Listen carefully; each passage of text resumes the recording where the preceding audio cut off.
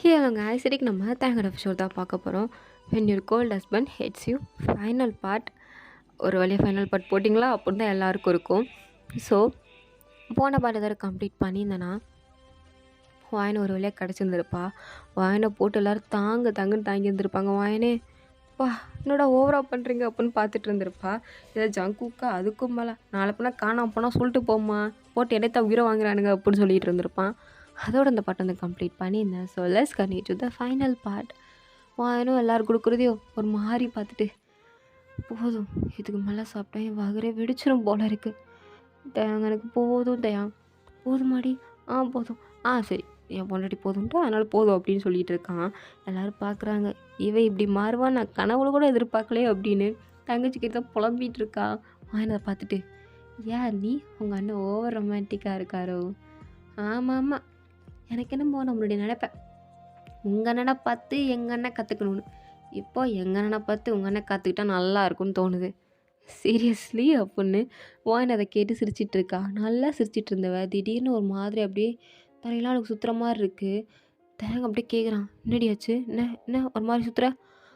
ஒன்றும் இல்லை தேங்க, ஜஸ்ட் சும்மா ஏதோ ஒரு மாதிரி நிறையா சாப்பிடல, அதனால் ஒரு மாதிரி ஆயிடுச்சு போல், வேறு எதுவும் இல்லை, கன்ஃபார்மாக தானே அப்படின்னு அவனும் விட்டுட்டான்.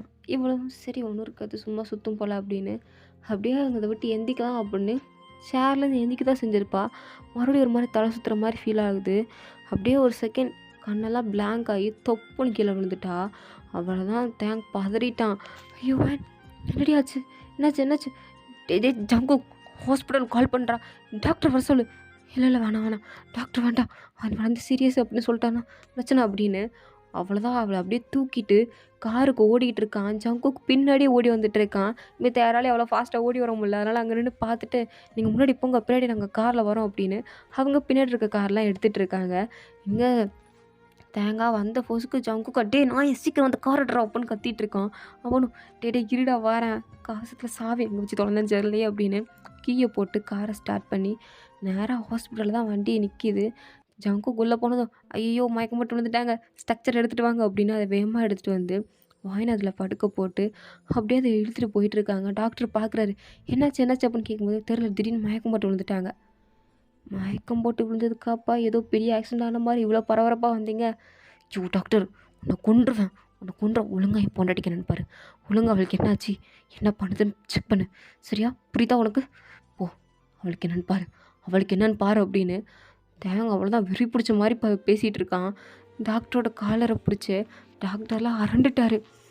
எப்பா சாமி யாரையா நீ, இரு என் சட்டைலேருந்து கையெடுத்தால் தான் உன் பொண்டாட்டி என்னால் பார்க்க முடியும் அப்படின்னு சொன்னதும் அவனுக்கு கையெடுத்து சாரி டாக்டர், பதட்டத்தில் என்னென்னு சொல்லிட்டேன், அவளுக்கு என்னென்னு பாருங்கள், அவள் இல்லைன்னா நானும் இல்லை, என்கிட்ட தான் உயிரே இருக்குது, அவள் கண்ணு முடிச்சு பார்த்தா தான் எனக்கு உயிரே வரும், தயவு செஞ்சு அவளுக்கு என்னென்னு பாருங்கள் அப்படின்னு சொன்னதும் டாக்டர் செக் பண்ணி பார்த்துட்டு அப்படியே தேங்காய் பார்த்து ஒரு மாதிரி சிரிக்கிறாரு. தேங்காய் ஐயோ என் பொண்டாட்டிக்கு என்னென்னு பாருன்னா இனி பார்த்து ஏன் சிரிச்சிட்ருக்க அப்படின்ற மாதிரி தேங்க் பார்க்குறான். ஜங்குக்கும் டாக்டர் என்னாச்சு சொல்வீங்கன்னு பார்த்தா என்ன சிரிச்சிட்ருக்கீங்க, நர்ஸ் இவங்களுக்கு இன்ஜெக்ஷன் கொடுங்க, இவங்களுக்கு ஒன்றும் இல்லை, நார்மல் வார்டுக்கே ஷிஃப்ட் பண்ணிடுங்க, ஐசியூ. ஐயோ அப்படின்னு அவனும் ஐசியூலேருந்து டாக்டர் வெளில வந்து, ஏன்பா எல்லாம் நல்ல விஷயந்தான்ப்பா, அவன் பொண்டாட்டிக்கு எதுவும் ஆகலைப்பா, அப்புறம் இதுக்கு மயக்கம் போட்டு விழுந்தா, நல்லா இருக்கிறவன் ஏன் மயக்கம் போட்டு விழுகணும்? ஐயோ தம்பி நான் சொல்கிறத ஃபஸ்ட்டு பொறுமையாக கேளு. சரி டே தேங்க் நார்மலாக இரு, அவர் தான் சொல்ல வர கேட்போம், புரியுதா? கேட்போம், நார்மலாக இரு. ஓகே சொல்லுங்கள் டாக்டர் அவளுக்கு என்ன?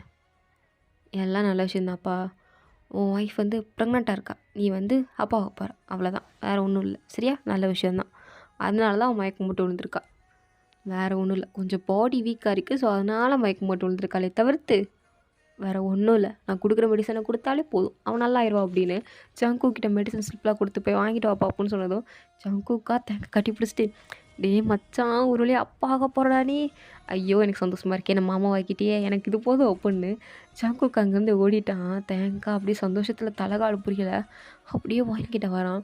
வாயின் மயக்கத்தில் தான் இருக்கா, இருந்தாலும் வாயனோட வகுத்துக்கிட்ட காதை வச்சு கேட்டுட்ருக்கான், ஏதாவது சத்தம் கேட்குமா அப்படின்னு. அப்போ வாயனை கண்ணு முழிச்சு பார்த்துட்டு தயம் பக்கத்துக்கிட்ட என்ன பண்ணிட்டு இருக்கீங்க? எந்திரிங்க. நான் ஹாஸ்பிட்டல் நான் எப்போ வந்தேன்? ஏன்னா எனக்கு தெரியாது, யாரும் சொல்லலை. அதனால் வாங்கினோம். நான் எப்போ ஹாஸ்பிட்டல் வந்தேன்? என்னப்போ தூக்கிட்டு வந்தீங்க? எதுக்கு தூக்கிட்டு வந்தீங்க? எதுக்காடி தூக்கிட்டு வந்தேன் அப்படின்னு அவரோட கையை எடுத்து வகுத்துக்கிட்ட வச்சுட்டு, என்ன அப்பாவா கேட்டில ஹாப்பிடி அப்படின்னு சொல்லும்போது அவளுக்கு ஒரு செகண்ட் புரியல. தயம் என்ன சொல்கிறீங்க அப்படின்னு ஷாக்காக எழுந்துச்சு வந்து உட்காரா.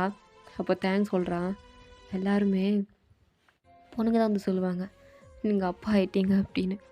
அதை கேட்டு புருஷங்களாம் அப்படி சந்தோஷத்தில் குதிப்பாங்க. ஃபர்ஸ்ட் டைம் நான் சொல்கிறேன் நீ அம்மாவுக்கு போகிற அப்படின்னு சொன்னதும் அவ்வளோதான் வயனுக்கு அழுகையே வந்துடுச்சு. அப்படியே தேங்காய் ஹக் பண்ணிக்கிட்டா. தேங்காய் வயனை பிடிச்சி சுற்றிட்டு இருக்கான்.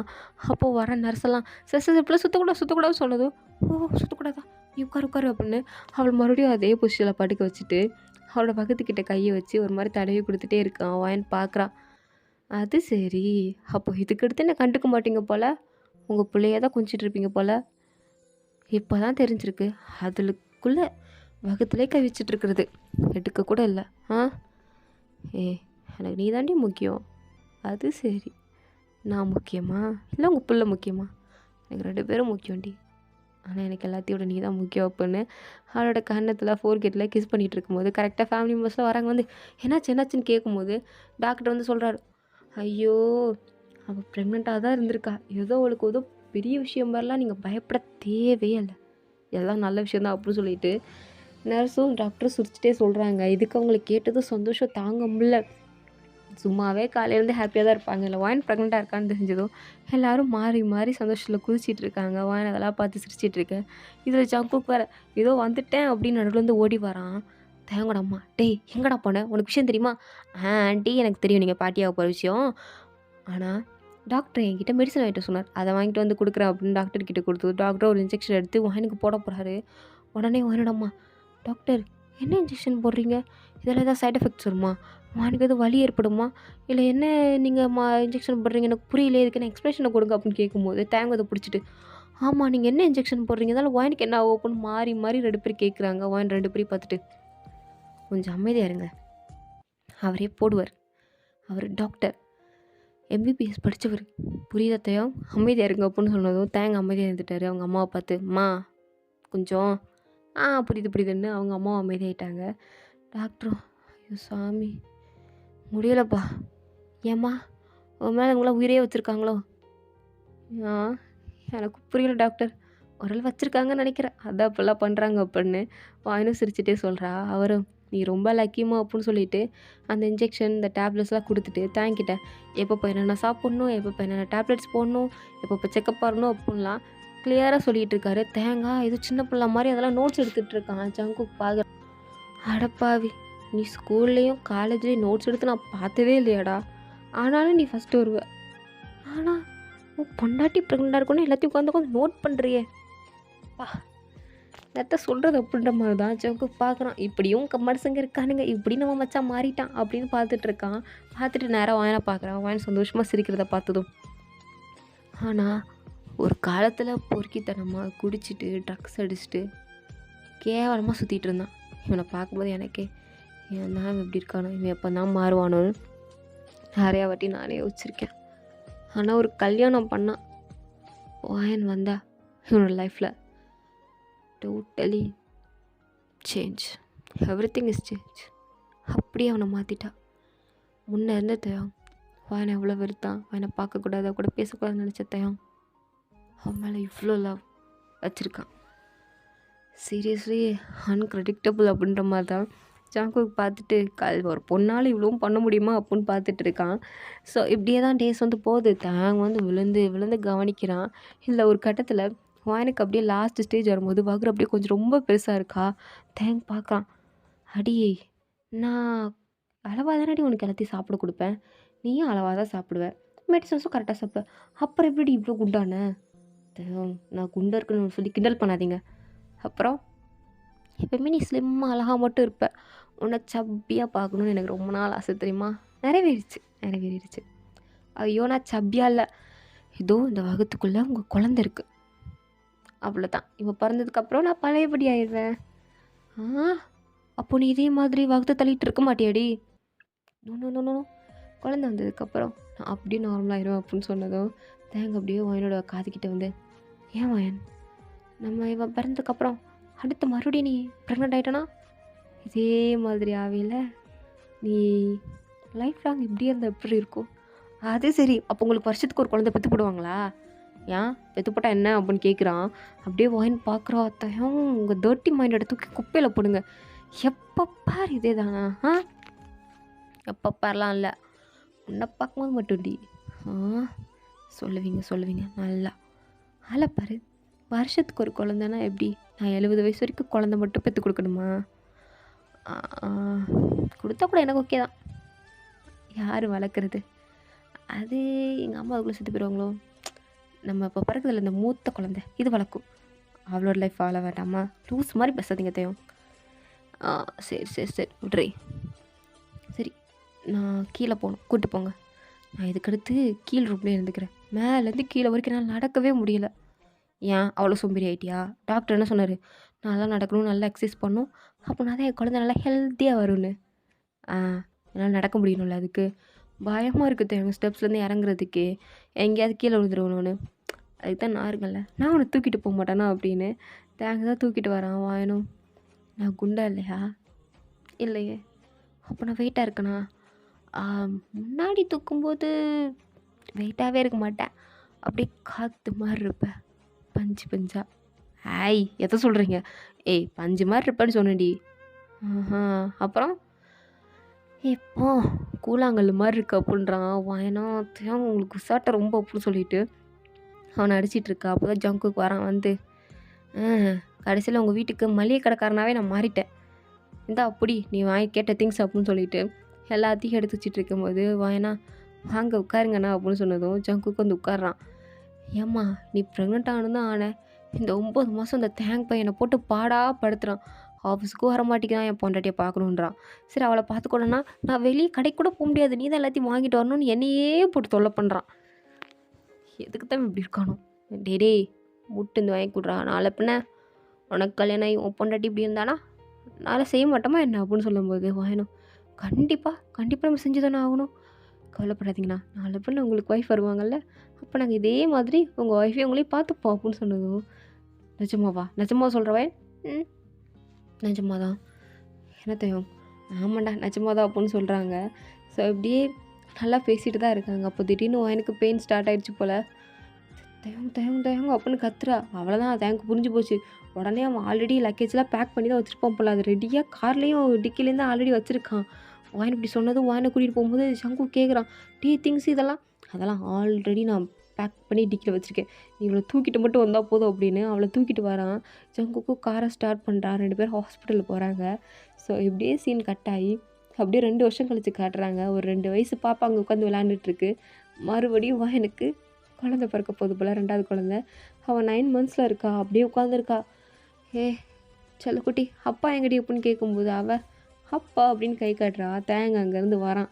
அப்படியே வந்து குழந்தைய தூக்கிட்டு அவனோட ஃபோர்வீட்டில் கிஸ் பண்ணிட்டு, ரெடி சொல்லும், என்னாச்சு? வயன் மறுபடியும் குட் நைட்டை போல் அப்படின்னு கேட்கும்போது அவள் அடிக்கிறான். அடப்பாவே, ஏதோ சும்மா சொல்கிறேன்னு பார்த்தா மறுபடியும் எனக்கு ப்ரெக்னென்ட் ஆகிட்டே, பைத்தியக்காரா அப்படின்னு அவனை பார்த்துட்டு இருக்கும்போது அவனு சிரிச்சிட்டே, என்னப்போ இங்கே பார், நம்ம பாப்பா தான் கேட்டா, லூனா தான் கேட்டா, நீ தானே லூனா கேட்ட, உனக்கு விளையாடுறதுக்கு தம்பியோ பாப்பாவோ வேணும்னு. ஆமாம் நான் தான் கேட்டேன் அப்படின்னு பாப்பாவும் அழகாக சொல்லுது. வயன் பார்த்துட்டு, ஏண்டி அது உங்கள் அப்பன்ட்ட தான் போய் கேட்பியா? அம்மா, ஆல்ரெடி நான் உங்ககிட்ட கேட்டேன், நீ வந்து எனக்கு முடியாதுன்னு சொல்லிட்டேன். டேடி தான் நான் என்ன கேட்டாலும் வாங்கி கொடுப்பாரு, நான் என்ன கேட்டாலும் எனக்காண்டி செஞ்சு கொடுப்பாரு, அதனால தான் நான் டேடிக்கிட்ட போய் கேட்டேன். அதே மாதிரி டேடி இன்னும் ஒரு 2 மாதத்தில் உனக்கு வரும்னு சொன்னார், சின்ன குட்டி பாப்பாவோ தம்பியோ அதே மாதிரி வரும்ல அப்படின்னு சொன்னதும் வயன் பார்க்குறா.